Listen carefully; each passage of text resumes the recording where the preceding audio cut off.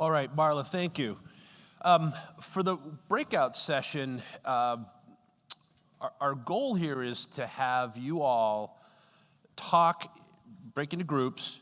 We're going to assign you categories. And so we've broken this sort of smart art in to sort of help group the categories and the features together that you will be assigned as a table and work through. We'll give you the challenge questions in a minute. So you've got air, water, light, and sound. That's sort of your environment. You've got fitness, food, nutrition, sleep, security, and safety is more of the physical aspects. And the psychological, get into the spiritual, nature, family and social, and mindfulness. And that area is going to be the fun group. So really, I'm going to try to pick the table that I think's got that does the most yoga. In that space, you got yoga rooms, you've got prayer rooms, you've got things that connect indoor and outdoor, living walls, those types of aspects. So what we're going to ask you to do is, based on the groups that we assign you, is first work through and pick the features, the elements that you think are most valuable to get started in this. Now, remembering, you do a lot now, right? Whether it's low VOC building materials, or you do have some healthy home indoor air quality solutions or things like that, which is all good. But what's the next step? So let's pick some features that we want to ruminate on and ideate on. Then let's try to identify the benefits to these features. What is in it for the homeowner? And thinking about it from two hats. One, if you're a custom home builder, you're going to want to do things in a marketing sense that's going to attract more buyers of the right, millennial buyers that are thinking about this. Or if you're doing some high-end, semi-custom production work, it's going to be using these features and benefits to attract more buyers to the development. So it's, what are you going to do? What's in it for the homeowner? And then lastly, what are ways that you want to be able to show these benefits, whether it's something you do, whether it's something you look for your vendors to help you with. So I'll walk around, we'll answer some questions, but take your group, pick the features that you think are most compelling, what's in it for the homeowner, and how are you going to get this into your marketing to either attract more buyers or close more deals with clients. What category did you do? Did environmental. Environmental. All right, why don't you walk us through what you talked about? All right, so we talked, we kind of listed several things on each category. So light, we started with bleeding indoor and outdoor light. So talking about different types of door strategies, window fenestration strategies, diffusing natural daylight throughout the occupiable spaces in the home. We talked about bringing in the right kind of artificial light. Kind of a second bullet point of that is circadian rhythm lighting, where you're designing the lighting intensity and colors to kind of match that of the natural daytime spectrum, which can help you get more energy midday and sleep better at night. Obviously, automation all plays into this, how you can control those lights and make people happier just by presenting them with the right scenes at the right time of day. Light, color, and mood, and then window coverings. So this came up mainly from a sleep discussion and talking about, when you have more windows, you also need more shades, but then blackout type shades and sleeping environments to help you sleep better. Going into sound, we talked about isolation. The previous presenter, we talked about building tighter, and I think one of the benefits of building tighter is when you have more air control and also more insulation, you kind of quiet the inside space from the outside space better, so you get that natural buffer there. Using quieter products and putting acoustic panels and things like that in the right spots to optimize sound within the home. Some people were using white noise for better sleep and creating the right sleep environments again. So sleep is coming like a theme throughout all of these here. We talked about insulation already. And then lower noise HVAC systems, not hearing the humming and the hissing of that anymore, and designing better systems, better ductwork. A lot of people are using heat pumps. I've had better experience with heat pumps than forced air, but some other people in our group had the opposite. So, then getting into air, we talked about room-by-room air purification systems. So those are kind of add-on later after build type products, but those can help the indoor air quality in each individual room.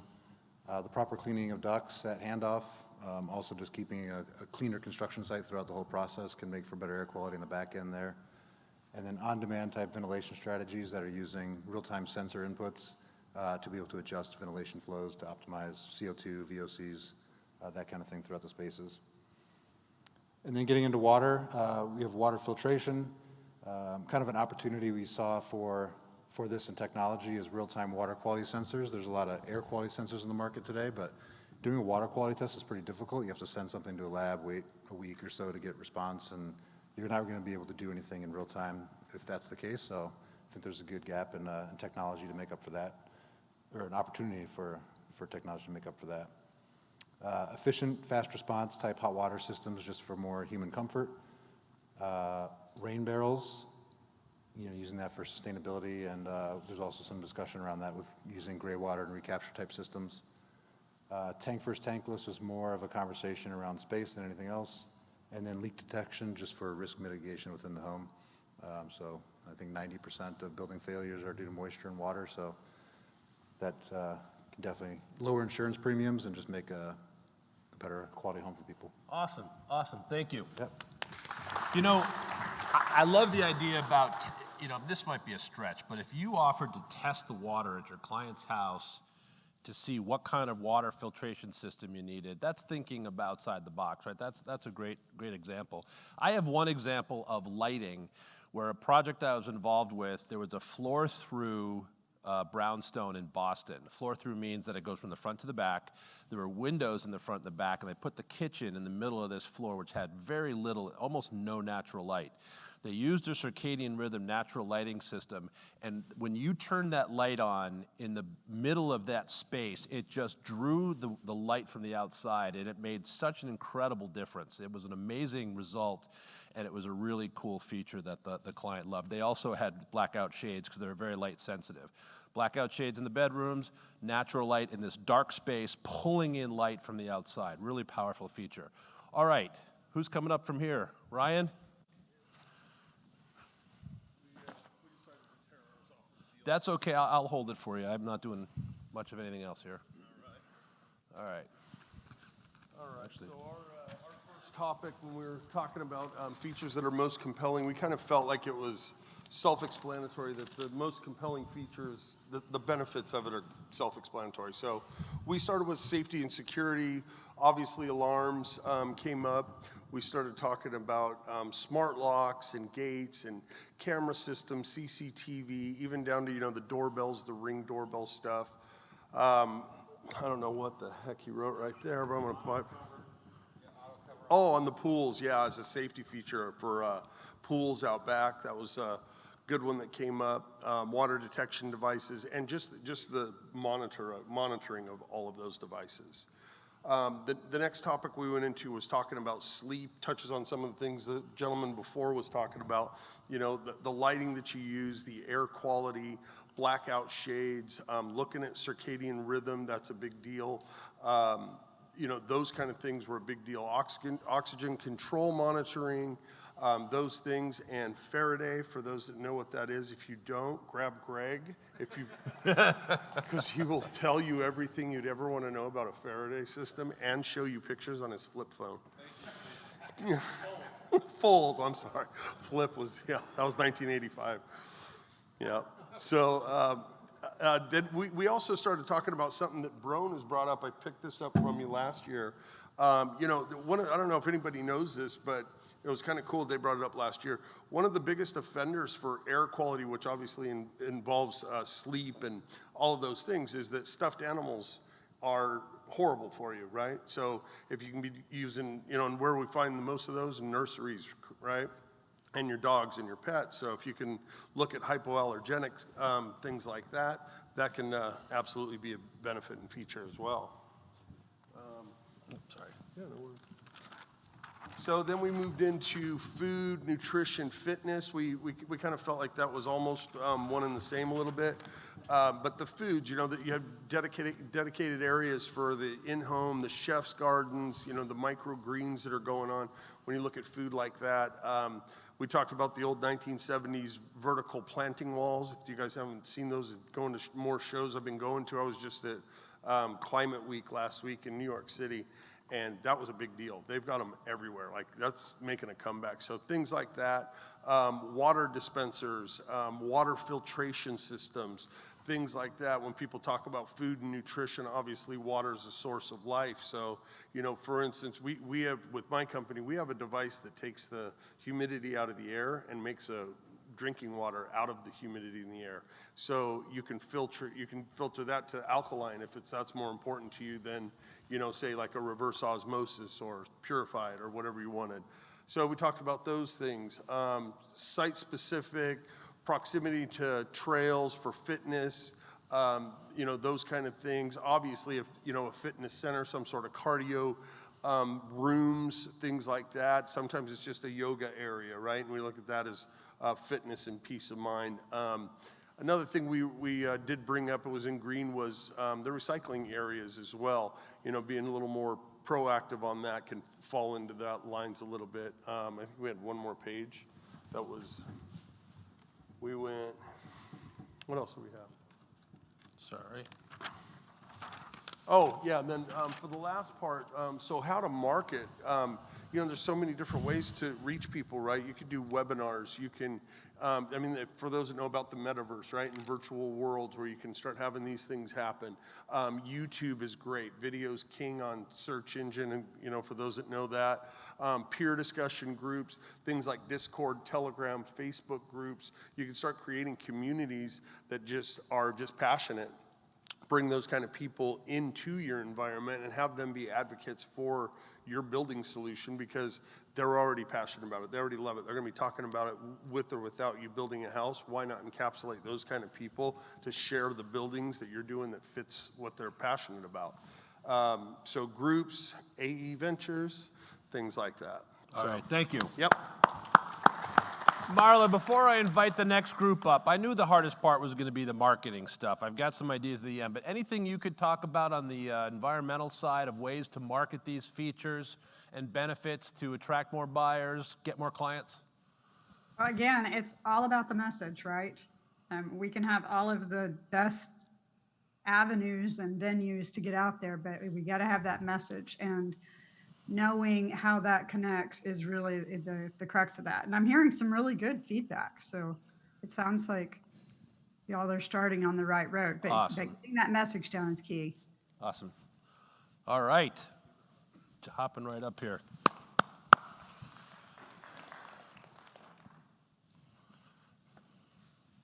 My van away? Yes, sir. All right, so great collaboration. We did something a little more linear at our table. So features of air, obviously clean air filtration is number one. I mean, you have to filter your air. UV lights are kind of a thing in the past, but we decided to put it in there anyways. And ERVs, even as much so to filter the air coming in from the outside so you're not pulling the outside pollutants in. The benefits, obviously having fewer allergies, higher comfort levels is always important, and peace of mind. I'm going to add one in there. I just did a renovation at my house, and my house is full of dust. The dust never goes away. So getting the dust out of the air is so important. How to market it? It was sharing the measurables. This fine gentleman behind me mentioned giving homeowners and clients air quality sensors. So having that in their house before we start and to show them, like, this is how bad your air actually is. And highlight the benefits. So just education, just letting the clients know, bringing our science to the table. It's a hard thing to sell. I think we can all agree on that, but education would be the best. So water kind of ties in a little bit with air. Whole home filtration, that's something we've started recently in the past about 6 months. We really pushed the whole home filters in all of our builds, renovations and new builds. Reverse osmosis is great, but it's very wasteful. So I think we were saying every 1 gallon that RO makes, it wastes 3 or 4 gallons. So not the best for the environment, but could be better for, you know, taste and contaminants. Also rainwater collection. Where I'm from, the city actually gives us a credit for collecting rainwater, and one gentleman at the table, I believe he lives in Ohio, says it's against the law to do that. So kind of industry and area specific. Benefits, obviously reduce illness, reduce odors, and reduce cost.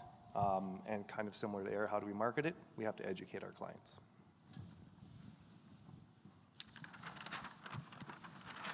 All right, getting onto lights. Everybody loves lights. We struggle with this one a little bit, but I mean, putting dimmers on, having programming, home automation, occupancy sensors, anything to help kind of not have us flick on and off lights.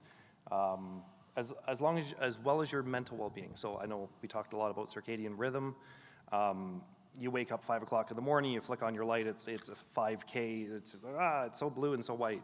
So, having something a little less intense is always a benefit.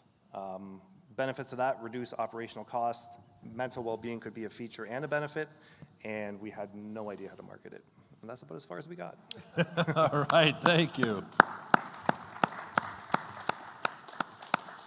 Yeah, marketing lighting. Whether you're a production builder or you're a custom builder, starting off with a standard for your clients to get them over the hump is an important way to do it. We used to coach people to do the peace of mind lighting package. Oh, I don't need any of that fancy stuff. Well, how would you like all your outdoor lights to come on and off at the same time or from one switch? And how about if we had a nice pathway light from the front door to the kitchen or the front door to your kids' room when you're coming home at night? And you have that's a peace of mind, it's a comfort package, and then you can grow off of it. So marketing those, we used to call them moments. A moment is a fire alarm going off, turning off the HVAC and turning on the lights. There's life safety in there, and it means that you've got to have those three systems, your climate, your security, and your lighting connected. When you market those moments, that gets someone to say, I want that moment, and now the rest it goes downhill. So that's a way to market this stuff.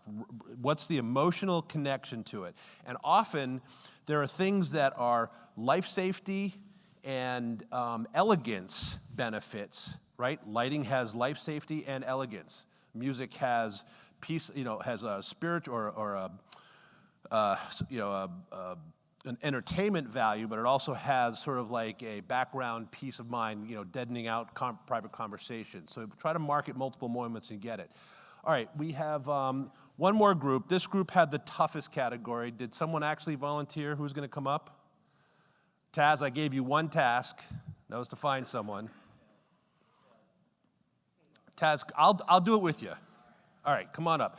So this one's a little harder. We only have a couple minutes. This is the sort of psychological, and I've done this before, and some folks came to the table and actually thought about different religions and different prayer rooms and spaces like that. So walk through a little bit of this, and then we can try to ad-lib as we go. Sure thing. It's kind of a conglomerate of a bunch of different ideas that we had that focused on kind of nature, family, and meditation.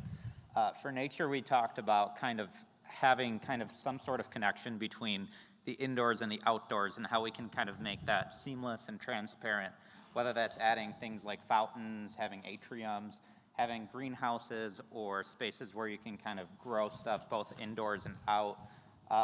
For family and social things, we wanted to focus on how could we really take things like family time and kind of elevate those to the next level, whether it meant to actually create specific rooms that are focused on game rooms or things like that. We went as far as to go to kind of recommend like Wi-Fi off places where individuals can kind of come to those specific rooms, and Wi-Fi wouldn't work for the kids so they wouldn't be distracted or whatever it may be. Additionally, for meditation, we talked about like yoga room, overall health. Apparently a lot of people had different comments on like the orientation of different rooms, whether it's for prayer or for certain religious needs that they had, and having kind of different rooms face certain different directions. We also talked a lot about soundproofing for meditation, having kind of one space in the room that isn't really affected by the rest of its surroundings, and then having kind of AV incorporation, how that can kind of create either white noise or anti-noise, where we're able to kind of filter out noise coming in, kind of like Bose headphones do, for example, or noise-canceling earbuds do. Marketing, we talked a lot about different ways we could do it. We talked about like TikTok, staging, virtual tours, working with different landscape partners, kind of using co-collaboration ideas where you're not just creating media for yourself, but media for other groups as well, so that they can kind of take off. And then, of course, having those kind of moments that you talked about earlier of family time, of spiritual time, of nature time, kind of taking those specific pieces of your life and making them a much more broader marketing piece. Excellent. Thank you, Taz. Thank you. All right. So I appreciate you taking the time. It's not always easy. You got to talk in a group, especially when I give you, these crazy sidebar categories. But when you're here, you're going to go meet people either in your one-on-ones, your boardrooms, or during your free time. And you're going to meet vendors that can help you with this. And I not only want you to talk to them about what the category does, what the product does, what the feature does, but talk about ways that they can help you market this. They welcome those questions, right? What do I do? How do I get people interested in this? So it's on them too, right? I was a vendor, and I spent a lot of time making sure that you could easily consume my product, you could easily get it into your project, and you could really easily get the homeowner to get the benefit of it. Put it on them, push them, work together on this stuff. It's really, really important. All right, so Marla, next time you'll be here, but why don't you just say a couple words in closing, and if anyone wants to reach out to you, you got your website up there. How can you help these folks?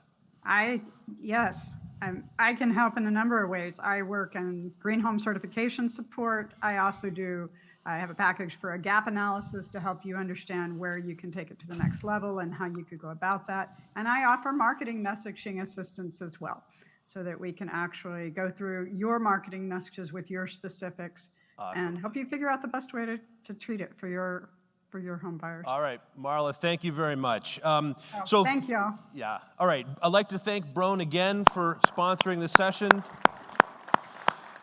Okay, next up, we're about a minute and a half over. Your group leaders are going to be outside. You're going to get with your group, and you're going to go to your boardroom presentations.